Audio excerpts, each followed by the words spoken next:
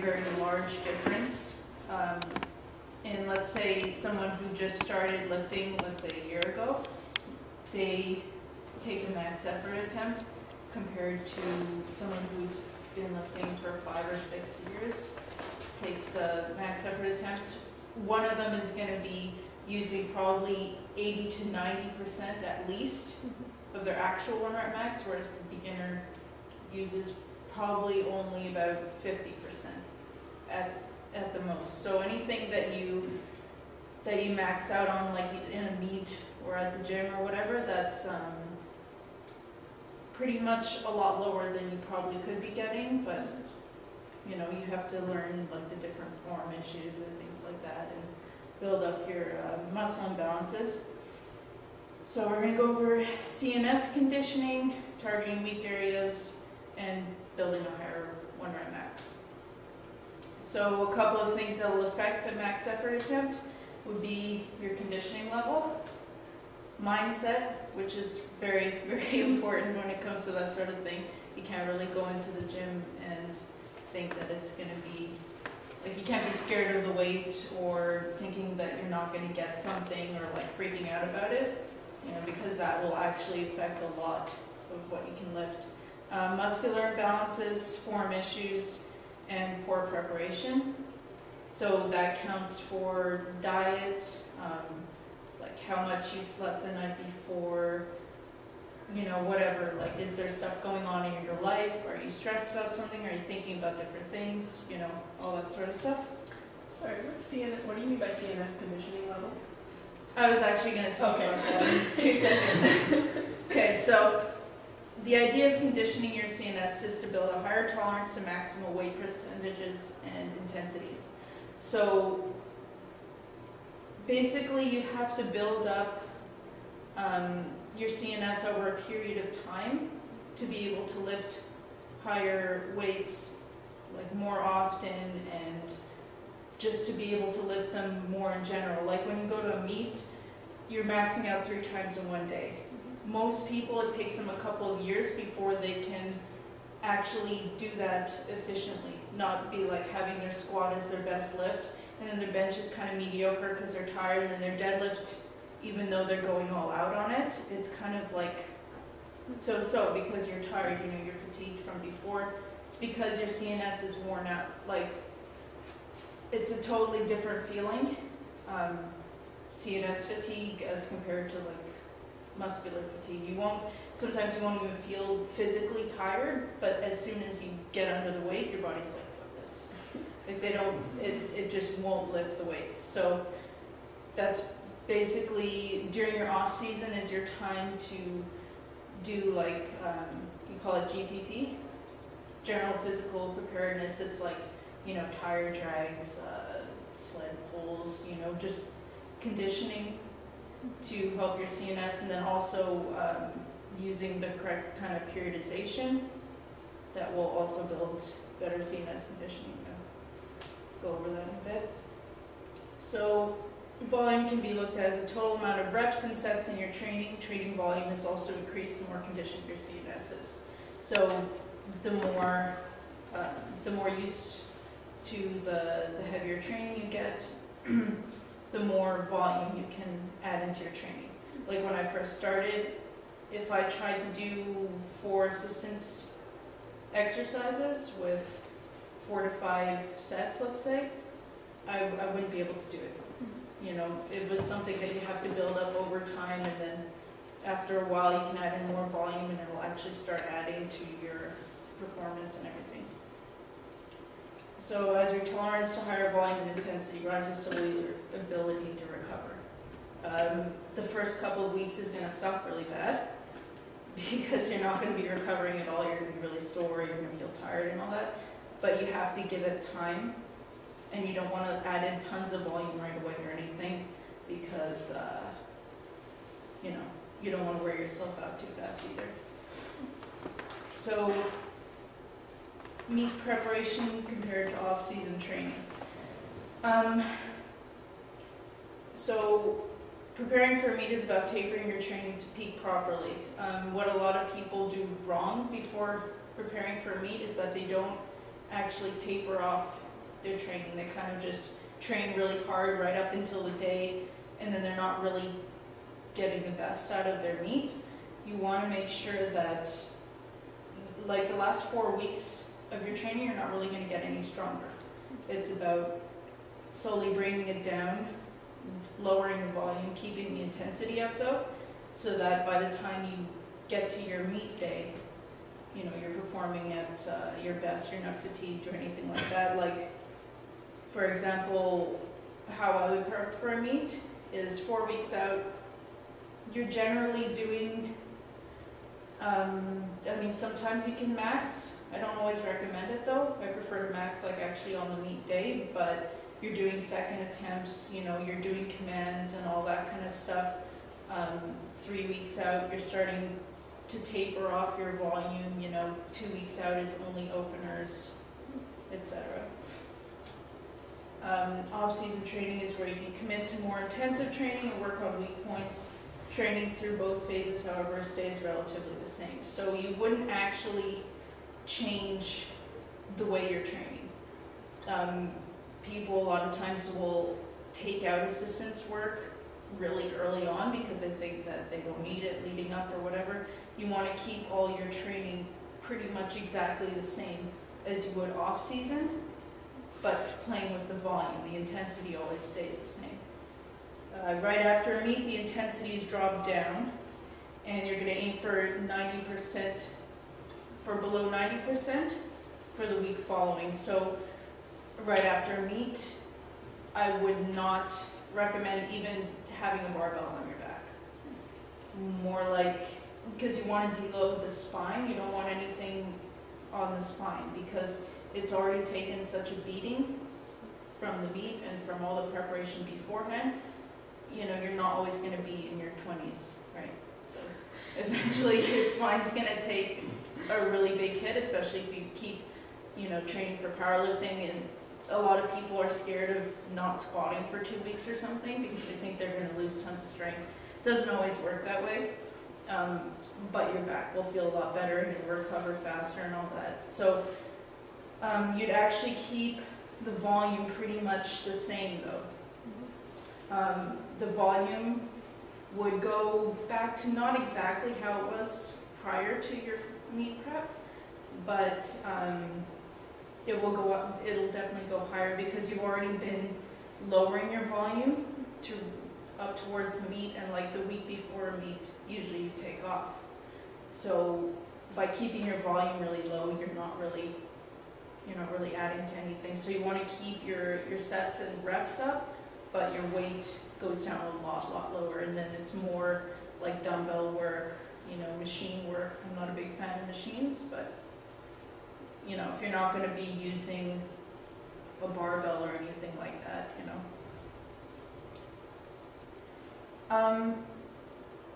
Conjugated periodization is basically west side is conjugated periodization. That's my general recommendation for off-season training. I find that, like, as a beginner, you can usually get away with more linear programs. Like, have any of you guys run 5x5 or Mad Cow? Yeah, exactly. Yeah.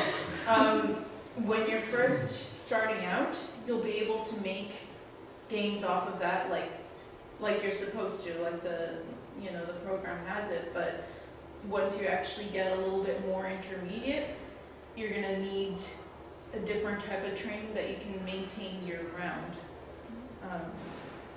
to help you get stronger, because after a while you won't be able to make the same linear gains. Like at one point I could add weight onto my squat every week because I was just starting out, but then after a while you can't add any more weight. You're constantly stalling out, and by that point you need to switch to something different. But even beginners can start more beginner west side templates, and it usually works out really well. It's basically several methods of training coupled together throughout the program. Volume versus intensity in various phases of training. That's basic periodization, I'm sure you know that. And west side training is broken down into max effort work, dynamic effort work, and repetition work. Repetition work is basically just hypertrophy kind of stuff. Dynamic effort is focused on bar speed, becoming more explosive, and the max effort is, of course, to condition your CNS and to build up. Like basic West Side training is you have certain cycles, mesocycles and microcycles. During the mesocycle, you have main lifts. Not always a squat or a deadlift. It could be a good morning, a front squat, you know, like any kind of variation. And basically, you would start out in a 4-week period where you're working up to a set of 5. Next week is a set of 3, then a double, then a single, rinse and repeat. And that kind of progression, it builds you up slowly, so that over a certain period of time you're able to use higher weight percentages and all that kind of stuff, and that's basically just CNS conditioning. And then the hypertrophy is always kept between around 60 and 80%, so you wouldn't be going to failure on those kind of exercises. And the point of this is to also build muscle, because a lot of powerlifters, when they're first starting out, will just be doing the big lifts, and that doesn't always help because you're not building up the smaller muscles, so you get a lot of muscle imbalances. You know, just training a squat, the deadlift, and a bench is okay at first, but then after a while, you know, certain things start going out of whack. Like on your squat, you might be building your quads more, but your hamstrings and your glutes aren't really getting the work they need. It's like that for any of the lifts, right? Then the dynamic effort is kept between 50 and 75%, and it's your goal is to move the weight as fast as possible, and becoming more explosive is going to help you to be able to power up more weight when you're actually competing and when you're going in for your 1 rep maxes, because it teaches you to explode, basically. You know, like when you're at the bottom of a squat.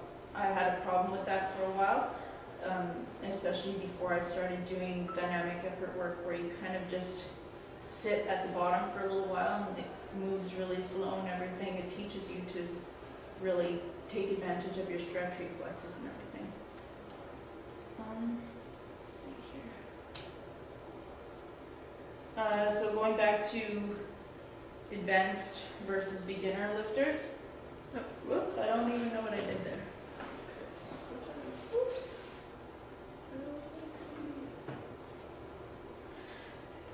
Sorry, just got to show. Oh, there we go. I fixed it. Okay. So advanced athletes can call upon more motor unit activation than can the beginner. For this reason, max effort cycles are generally shorter for advanced lifters and longer for beginners. So a beginner can, let's say, be working in heavy singles for 3 weeks straight, and they can be making PRs every single week. An advanced lifter will do that one cycle. I was talking about working up to a single, and that'll be it. Then they have to go back down to their 7-5 and all that, just because they don't make the same gains that way as a beginner would. And the motor unit activation is, again, when you're more advanced and you've got your form down and your muscle imbalances are worked out and everything like that, you'll be able to lift 95% of your actual 1 rep max, whereas the beginner is still learning, so they're not actually fully doing a 1 rep max yet. And then because of the general experience difference, a beginner athlete can expect to make continual gains in PRs on a weekly basis, whereas the advanced lifter will not, etc.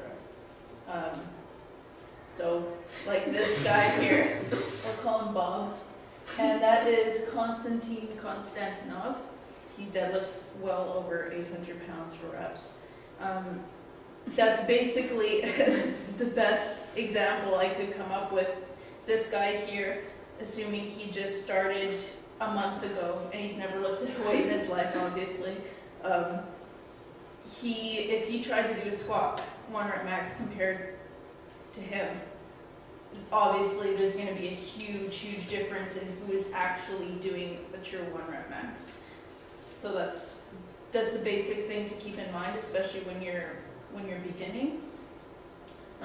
That's another reason too why beginners can afford to do a lot more in the beginning and get tons out of it, because they're still learning and they're still growing and all that. So were there any questions in regards to that at all? The percentages you refer to, are those percentages just like effort, or like percentage of 1 rep max, or like when you're talking about like repetitions? Oh yeah. Percentages is it's basically your 1 rep max. So for example, when you're doing speed work, 50%, let's say, you bench 100 pounds. You would do your speed work with only 50 pounds. Maybe 50 to 70-ish, something like that, and it's usually done for 2 or 3 reps and very fast. And then for any other thing, 90% for a single on your squat would be 90% of your previous 1 rep max. It could be either competition or gym, it doesn't matter, but that's generally what the percentages mean. I'm not too big on percentages in general. Like, some people like to be really meticulous with lifting 52% of this and that, but I basically believe that you should go by feel a lot with your training. Like, if one day you're having a really shitty day, it doesn't mean that, let's say the 50% for your dynamic effort work feels really heavy and it's going slow, then drop it down. You still want to keep the basic principle of doing the work and doing it fast, or getting a heavy single in. It's not always going to be, a perfect high percentage or low or whatever every day. You just have to go by how your body is feeling, basically, because that's the most important thing. Yeah. In your experience, do you find that the more advanced lifters have less shitty days where they can't lift as much as they? No, no, not at all. Okay, Okay, good. No, I've had the privilege of lifting and learning from some of the best powerlifters. I train twice a week with one of the best. He's number 10 in the world for benching. He does bench only, but he's drug-free. And even he can bench over 800 pounds. He has really bad days. Some days he'll get in a shirt and he'll, give 600 a run and it'll feel crappy. Everybody will have bad days. Everybody needs time off, and,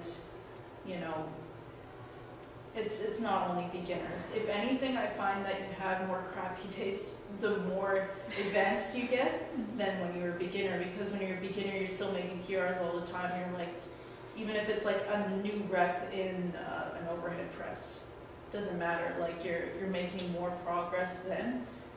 As you get further in, you have to kind of keep in mind that even though something doesn't feel like it's working right away, doesn't mean that you should stop, or it doesn't mean you should change your training, It means you have to keep going with it and keep hitting it harder and, whatnot. That's the biggest thing.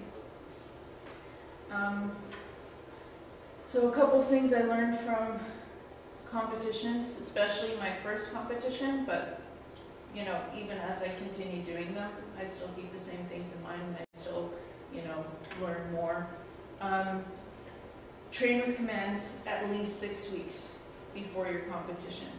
That means even if you have to teach somebody what to do for a command, have them do it. I have guys that I recruit randomly in my commercial gym and tell them to give me commands if I can't find anyone, right? But it's so that it gets so drilled in your head that you don't fuck it up on meet day, because when you're actually at a meet and you miss a really big PR just because of a command, that sucks really badly. I think the people who lifted at their last competition, I made, based on my experience from my meet, I was like, I missed my first squat command, and I felt like it took everything I had to get composed and finish the competition. Oh yeah. So before that, I was like, okay, guys, these are the commands. Read these again. Okay, here's another email. Make sure you know this. Debrief, and like still people miss the commands because The first lift was missed. Like, Yeah. Yeah, I noticed that too. Well, the thing is, it's very easy to get caught up in the moment and to be like so excited that you just re-rack really fast. That's what most people do. At my first competition, I lost my opener and my second attempt on my squat, and they were really, really easy. It wasn't because I failed it, it was because I was like, yeah, and I just re-racked it, and they're like, oh, sorry, wait for the command. I was like, okay, and I had to take my second attempt, which was really, really easy, for a third run, and I was pretty mad about it, but they're like, just take it, just so you can stay in the competition. Like, everyone screamed at me at the same time as soon as I came up, they're like, stop! But yeah, that's basically one of the big things. Just get it so drilled into your head that you pause even in training. Now when I'm training, if I come up after finishing a squat, I never come up and just re-rack it, like start walking towards the rack. I never unrack it and just start walking backwards. You know, I always let it settle and sit, and I get that into a habit so that it doesn't affect me negatively later on, right? Don't cut weight unless you absolutely must, and if you have to, do it in the off season and do it slowly. There's so many beginners that go into their first meet or their second meet even, and they're like, I want to cut weight, I want to, be in the lower weight class. There's no reason to. You're not competing at Worlds, you're not at a huge, super competitive powerlifting competition. Just go in there, get your lifts in, and don't worry about anything else. Because honestly, unless you're trying to really break a record, which most of the time you're not going to, it's mostly going to be like little federation records and stuff. Don't worry about it. Like, it's not worth cutting, let's say, dehydrating yourself and then not being able to rehydrate properly. I went to nationals this year in June just to like take photos and to be there because people from my lifting team were there. We had a guy pass out twice after his deadlifts. He would deadlift, and then I literally just, out of the corner of my eye, saw a guy falling over backwards, just falling over because he hadn't rehydrated properly, and he was so dehydrated that he was passing out everywhere. And that's not what you want, because it's better to just, weigh in at the heavier weight class and whatever, Take videos of all of your attempts to check for form breaks. That means from the side, get somebody to do it on eye level, from the front as well. I always get people to video it for me, because otherwise I don't know how to improve in my off season. If I don't know what I'm doing, there's no way I can change anything, right? And getting someone else to just look at it for you if they don't know what to look for isn't the best idea. So even in your off-season training, always take videos. You'll look like a dork at first, but who cares? Do what you hate to do throughout your off-season, not just right before meets. Like, some people will neglect hamstring training and abs and, like everything. They won't want to do any kind of assistance work, and they'll, just because they hate it. They only like doing squats and deadlifts, and then right before their meet, they're like 4 weeks out, they're like, yeah, I might as well throw in some hamstring work. It's not going to work that way, and you're not going to get any stronger, right? You have to really, really, really work on it all off season. I hate good mornings, for example. I would rather die than do a good morning, but I have to do them because I know that they're good for me, and I know that they will contribute to my squat, my deadlift. And the more often you do the things that you really don't want to do, you find that you actually get stronger, which is kind of annoying because I like going to the gym and doing things that I want to do, but it doesn't always work. And then a lot of really common weak areas. There's always going to be weak areas for most people, shoulders, triceps, whatever, but the biggest weak points for most people are hamstrings, lower back, abs, and glutes. because that's the most neglected areas for training. Like sometimes people will do just like some leg curls or something for their hamstrings. Most people don't even want to do abs. They don't want to work their lower back because of the back pumps or I don't know, whatever. They get sore and nobody works their glutes. I've talked to so many people, anybody who I've trained, they have absolutely no idea how to fire their glutes before they're squatting. They don't know how to do mobility work. They don't know how to, they've done squats maybe for 2 or 3 years. They've never had their glutes sore, ever. And that's usually because you're shifting the weight forward onto your quads. Your quads are taking all the load, so are your knees, which is really bad for your knees, and then your hamstrings and glutes are very, very underworked, which doesn't technically make sense because they're some of the biggest muscles in your body, and they should be supporting more weight, and they can if you train them, but most people neglect them so much that they don't actually, get anything out of it. So I think that especially in off seasons, regardless of how advanced or how new you are or whatever, those are the biggest things that need the most attention for sure. Because even in your bench, your glutes and your hamstrings will help with your leg drive. And most people don't even use leg drive whatsoever in the bench. They don't know what it is. The only thing they feel in the bench is their arms moving up and down, and that's not what you want, because then you can't really, put extra force into your benching or anything like that. I will admit this is kind of half finished because I didn't really add anything onto here. But if there's anything that you guys want to know in particular,